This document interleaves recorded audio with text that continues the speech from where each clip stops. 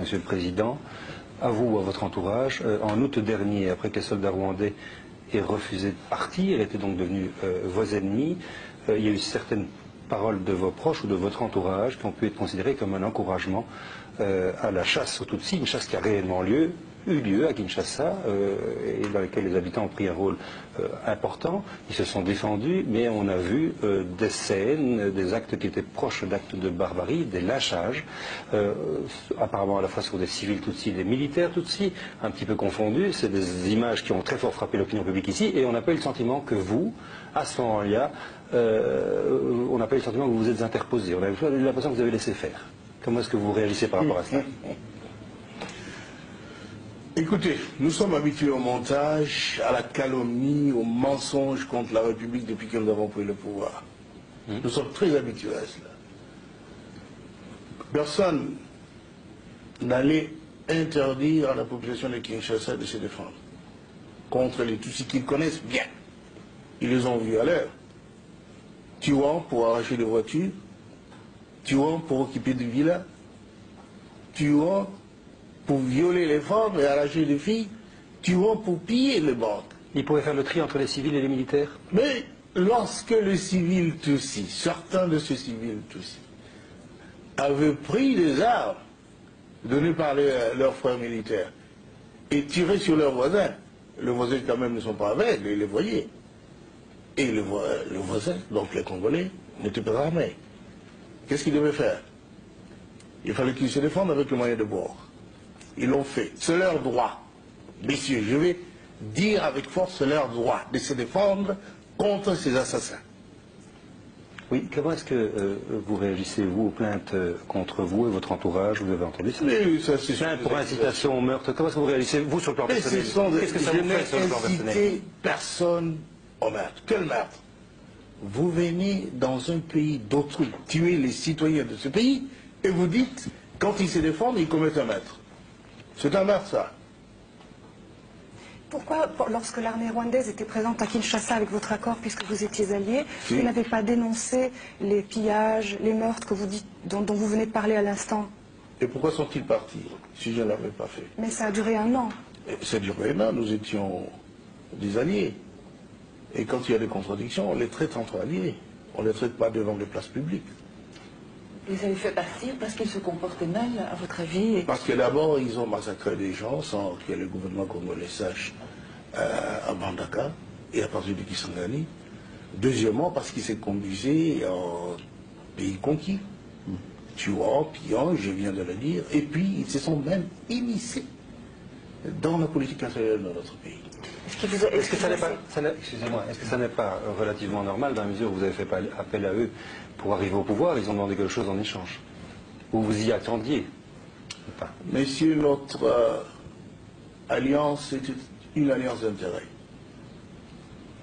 Comment allait-il durer au pouvoir si nous n'avions pas, nous, forces armées congolaises, maintenu les Hutus en état d'incapacité opérationnelle?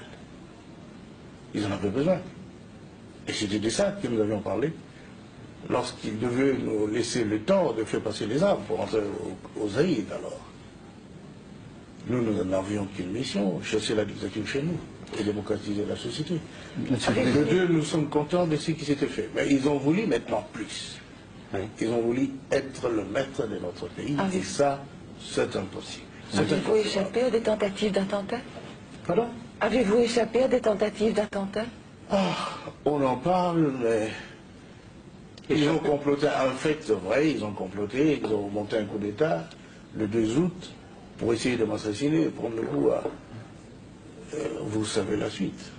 Monsieur le Président, depuis ce lundi, il y a une plainte qui a été déposée contre vous en Belgique, mais également en France, contre vous et contre certains membres de votre entourage pour crime contre l'humanité. Comment réagissez-vous et vous sentez-vous menacé? Écoutez, c'est de l'amusement. Hein. Crime contre l'humanité. Qui avions-nous tué? Et moi et mon entourage. Nous n'avons tué personne. Mais il faut le prouver. Mais le 25 août, par exemple, vous avez lancé un appel à la radio demandant à la population de prendre les flèches, les lances pour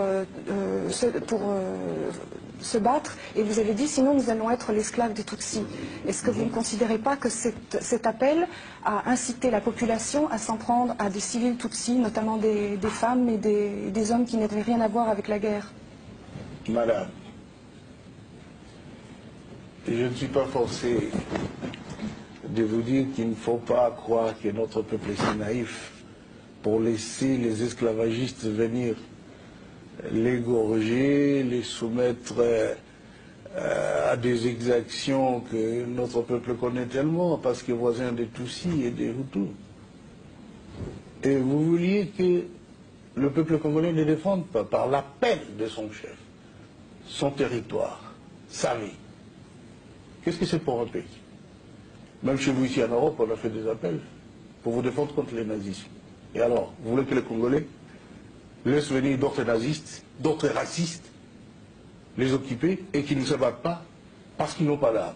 Ils peuvent utiliser le flèche et tous les moyens qui se trouvent dans leurs mains. Et ils l'ont fait.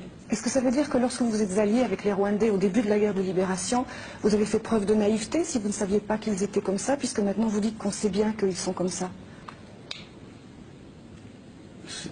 La question, est-ce que vous avez mal choisi? Est-ce que vous avez mal choisi vos alliés? Nous n'avons pas mal choisi les alliés. Dans la politique, il y a la tactique. Et puis, c'est momentané les alliances parfois.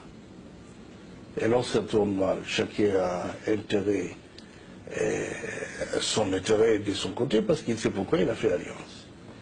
Je n'ai pas mal choisi mes alliés parce que c'était un bon choix. Ce sont les alliés qui ont tourné Kazakh. Justement. Et non, non. Oui, Madame Rack.